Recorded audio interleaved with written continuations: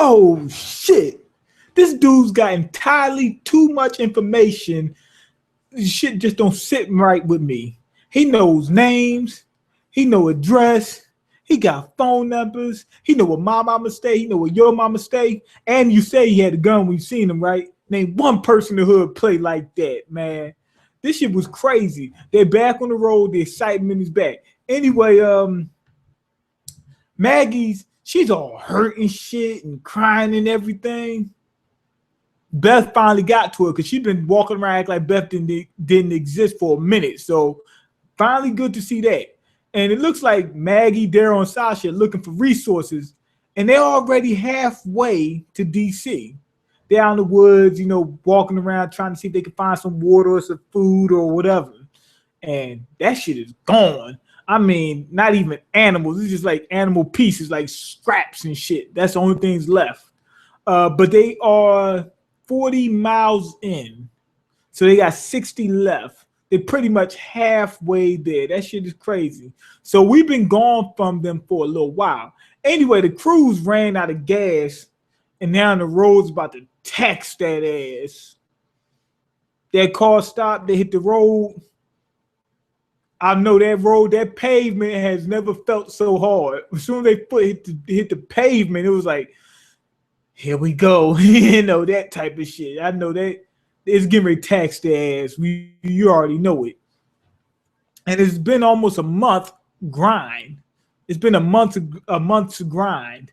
Because the girl said there was about 3 weeks since they left, and now they're only halfway there.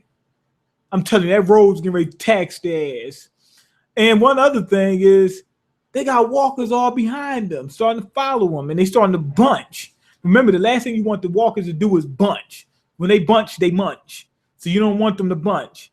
And you can't wear no J's. Because if you wear some J's right now, you'll be the first one the walkers tear up. They'll get you first. One walker come up from behind and grab you by your throat, slam you on the ground. The other one's going to snatch the shit right off your feet. And the walkers can't wear them either because they'll be the first one you kill and take the shit from them. Anyway, Maggie tears Gerald's head off. He tries to talk to her. He's like, I know you're going through it with, you know, the death of your sister and everything, but I'm here to help. And I talk real soft like Michael Jackson, so you should feel comfortable around me. And she went to pull out her gun. She went to pop the motherfucker. She tore his head off. She said, don't you ever say anything to me. She said, I'll tear your head off. After that, my wives, you know, Sasha and Michonne, they talk about, you know, taking out the walkers and we can't have them bunch too much. And they're starting to collect a little bit too much, you know, on their six. So they might have to do something. Then Michonne says, leave them. We ain't got the energy or the, you know, the time to sit there and try to take them out and everything. Anyway, after that, the gang played Jack and Jill, and they start walking these walkers down this hill.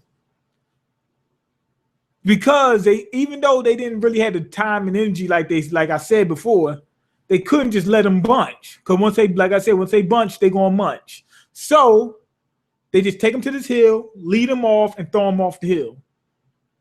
But then my baby mama, she went crazy. She just started taking them all out left and right. You know, Sasha started taking them all out left and right. Michonne tried to stop her, but Sasha's just a straight up killer. She said, I got to take my anger out on this. My brother just died. You guys got to die. Somebody's got to die. Basically, she was Biggie for a minute. Somebody's got to die. And I didn't like that scene. I hated when my baby mamas fight. I can't stand that. I hate when they act like that. I don't want to see them fighting. When I cry, when they cry, I cry. Shit. And they good. They didn't hit me with no child support or nothing. None of that shit. And I take care of mine. So I ain't like to fight. Anyway, Maggie, she helped homegirl out in the trunk. I guess she didn't want to see somebody just sitting there living as a walker or whatever.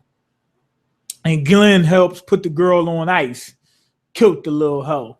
Anyway, I thought at first that it was Gerald that grabbed her. Like when he grabbed her arm. For some reason, I looked and I thought that was Gerald.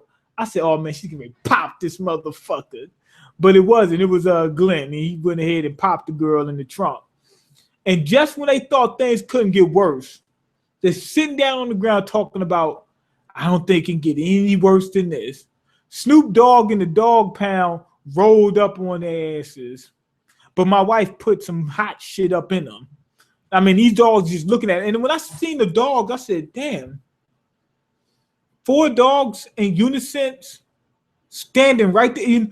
To me, that just seems suspicious. Why?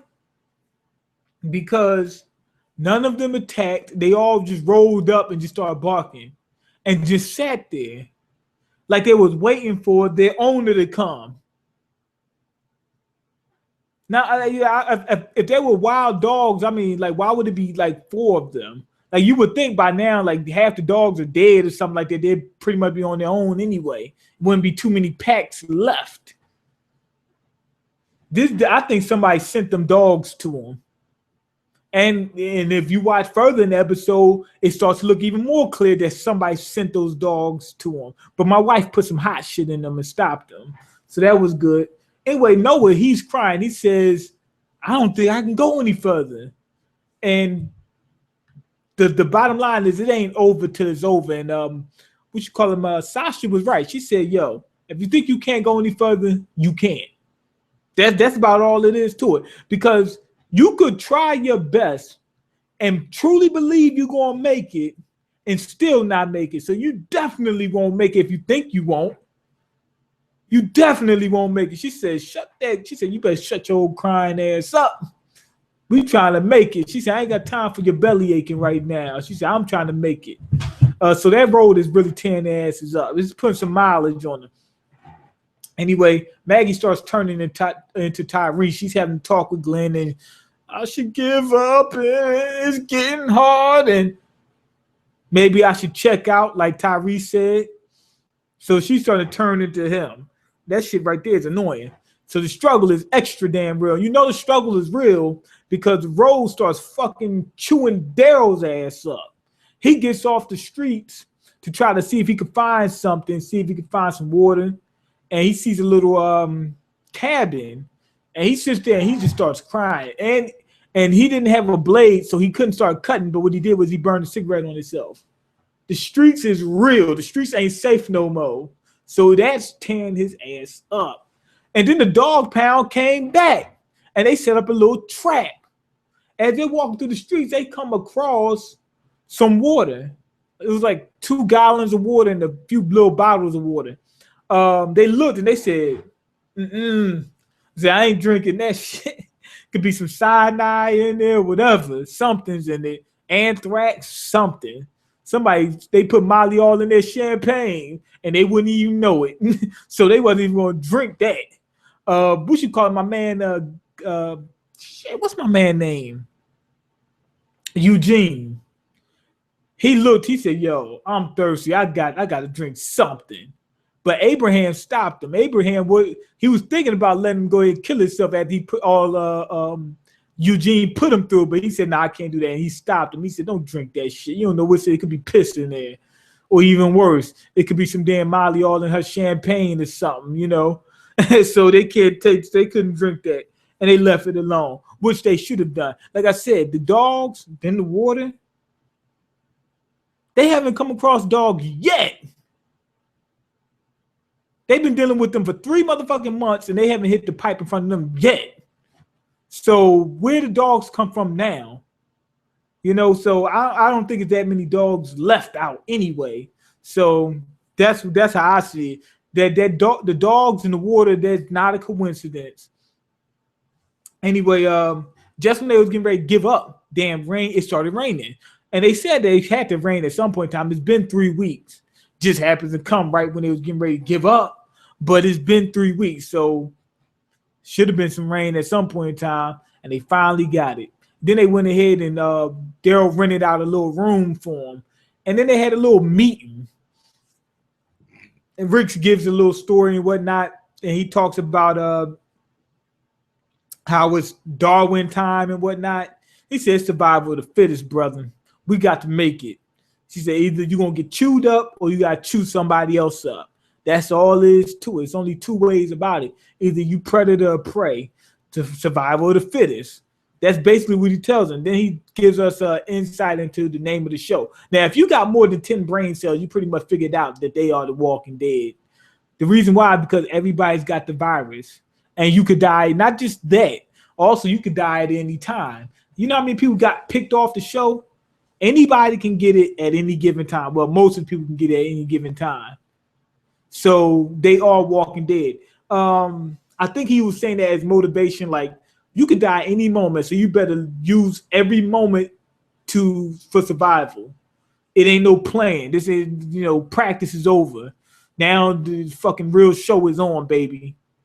If you want to live, you better think that you're dead right now. Don't think that everything's sweet, because right then and then, that's when things start going to shit. And just when they try to get some sleep, fucking wet walkers come back to handle some unfinished business. And these motherfuckers are coming in droves, and they hit the door, and Daryl and Maggie try to stop the door from imploding. Now, I thought it was real until you see Maggie wake up. It turns out Maggie was just on her period, and she had a nightmare. She wakes up, and she goes out, and she has a little chit-chat with Sasha. And the Psycho shows up. I don't think this is a coincidence. Remember, this is the basically the second episode of the second half of the 5th season, and they started off showing somebody that appeared to be a psycho. It seemed like they started off with that episode. Now they're being followed. The guy says he followed them, knows all this shit. Noah got them into some trouble. Noah told them to go to Virginia to check out whatever, and the psychos happened to be there and followed them all the way to where they're at right now. Remember, they got in that truck and left. The dude probably went back to his truck. Who the fuck took out my walker tops? You understand? So I think Noah got him into some trouble by making them go up there. I think whoever it was, and if you look at the fence where the walkers penetrated, that looked like he got ran over. Not only that, back at the prison, the walkers were piled up. They were piled up on the gate, and it took a while before they was able to make it through the gate. So if it took them that long to make it through a gate, how was they able to make it through a brick fence? I mean, this ain't no gate. This is a fence, metal, brick and mortar, and they was able to take this down. Nah, a truck went through that baby. And whoever's following Daryl, Rick, and Michonne, and my wives, Sasha, and them, they're staying ahead of them. So, and the dude is clean as a fucking prison anus. So obviously he's got somewhere. He got something's going wrong. Something ain't right. That doesn't add up. He's in the truck. He's in the car or something like that to be able to stay out in front of him and be so refreshed and not sweating and not dirty, not running. He hasn't been in the woods. He's driving. That's what that means. So yeah, that right there, and it looks like he wants to play a little game, because when you see the preview, he walks over to them. They bring him to the Rick. He said, "Take me to your leader," and I think it's Rick. How do you know Rick the leader? Or yeah, I could be wrong, but anyway, he said, "Take me to your leader," and he's telling them, "I know your names. I know this. I know that," and then also we see them get into a little scuffle during the preview and things of that nature. And they said they're coming. And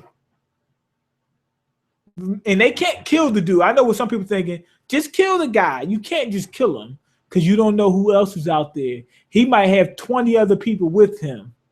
They are ready to fire, on his command. As soon as he dies, they're dead. If I die, you die. They don't know that. They got to ask a few questions first. But I'm going to give this episode a 5 out of 5. Because finally the excitement is coming back, baby. I'm in full force. And it seems like the next episode is going to get even better. It's going to get even better.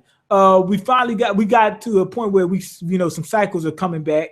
They're on the streets, so the excitement's back. They're not just huddled up somewhere, just talking about their feelings and their emotions and what happened on As the World Turns. It's not a soap opera anymore. This is the real zombie genre. Also, at some point in time, they got to shack up. That's going to happen. They're going to find a place. That's how you're supposed to do in the zombie apocalypse. But at that point in time, if they just say, hey, we're just going to live here and that's be that, and there's no more danger, what happens? It becomes a soap opera. That's what happens at that point. So nobody wants it to get to that point. By that point, the show should be over if it gets to that. But like I said, I give this episode a 5 out of 5. That was great. Finally got to some action. Finally got some advancement in the story. They're going to DC. They're not just sitting around doing nothing. People are putting in work. We got what you call 50 Shades of Grey review. Get the fuck out of here.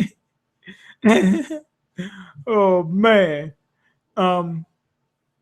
Yeah, finally some advancement in the story and everything. Okay, excellent analysis of the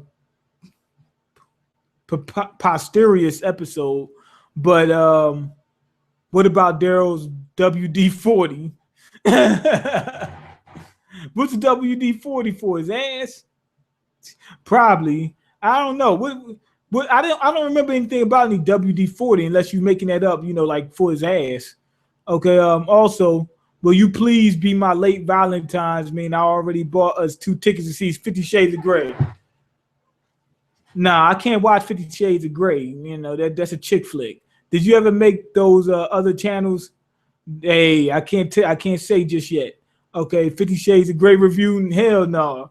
Did you see Forever Fuck World's breakup video? No, I didn't. And no, I don't care to. Just give us a hint about what your new channel's about. It's not like I'll send and the anime mafia after your booty. Yes, you probably would. I know you down with those guys anyway. So anyway, that's pretty much it. Go ahead and leave your comments, like the video, and subscribe, because I can't eat. I'm broke, nigga. I'm broke. And you got the power to change that. You know what? Matter of fact, let me show y'all my progression real quick, because remember last time it took me a minute to solve. God damn, the light's right on the shit. It took me a minute to solve this thing. I'm going to see if I got a little bit faster. Let's see. Let's see how fast I got. Boom. Okay. Let's go ahead and start. I'm trying to get this down to a science, because I take too damn long doing it. Okay.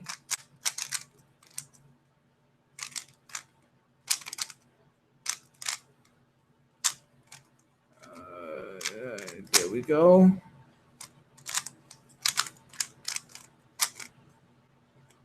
Okay. Let me see.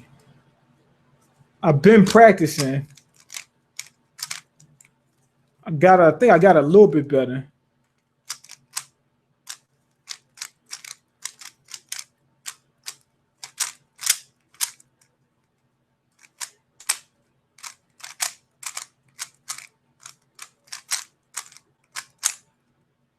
I'm just about done. Whoops. The fuck did I just do? Okay.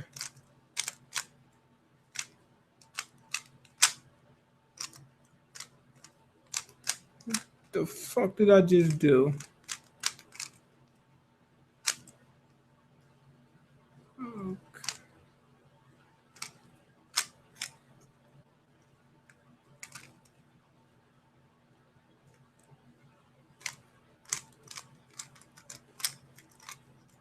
Shit. God damn. I was almost done. I messed up on one little move. Now I got to start the whole thing over.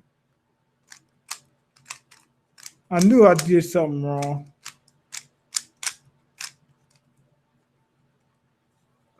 Okay, there we go. Just about finished. I got this damn thing almost down to under a minute. There you go. I got the damn thing almost down to under a minute. I can't believe I fucked it up. As soon as I get on camera. Peace.